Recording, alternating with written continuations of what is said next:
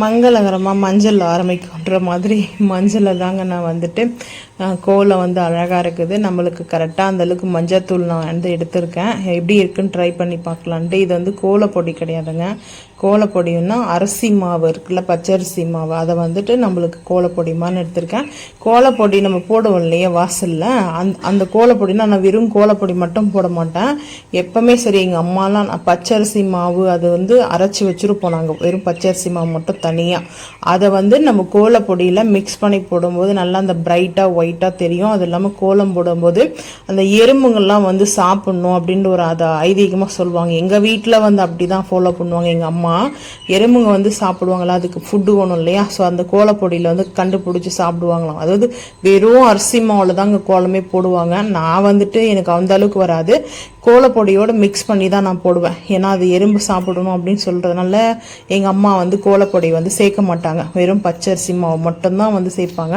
அதுலேயே தான் கோலம் போடுவாங்களே. அது கொஞ்சம் வந்து குறைன்னு உடைச்சிருக்காங்க. அதாவது ரொம்ப அந்த கோலப்பொடி எப்படி இருக்கோ அதே மாதிரி ஃபைன் பவுடராக வந்து அரைக்க மாட்டாங்க. ஸோ அதுதான் மெயின்.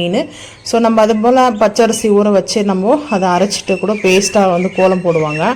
ஸோ இந்த மாதிரி தான் எங்கள் வீட்டில் கோலம் போடுவாங்க. நான் வந்து இந்த அச்சு எதுக்காக வாங்கணுன்றதை இப்படி பாருங்கள், அழகாக இருக்கும். தலைவாசலில் போடலாம். மஞ்சள் அதுக்கப்புறம் இந்த பச்சரிசி மாவும் மஞ்சளும் மிக்ஸ் பண்ணி நான் வாசலில் வந்து போட்டேங்க. தலைவாசலில் நான் வந்து 1 month ஆச்சு கோலமே போடுறது கிடையாது. மஞ்சள் மட்டும்தான் நான் வச்சுட்டு குங்குமஞ்சள் மட்டும்தான் வைப்பேன். அது கூட டெய்லி வந்து வைக்க மாட்டேன். எப்பாச்சும் முக்கியமான டே வந்து இருக்கும்போது, ஃப்ரைடேனா கம்பல்சரி வைப்பேன் பூஜை பண்ணும்போது.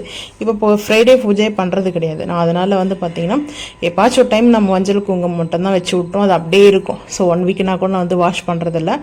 க்ளீன் மட்டும் எப்பாச்சும் பண்ணணும்னு நினச்சோம்னா டெய்லி நம்ம யூஸ் பண்ணும்போது க்ளீன் பண்ணிடலாம். இப்போ நான் 1 month வந்து பார்த்தீங்கன்னா அப்படி தான் ஃபாலோ பண்ணிருக்கேன்.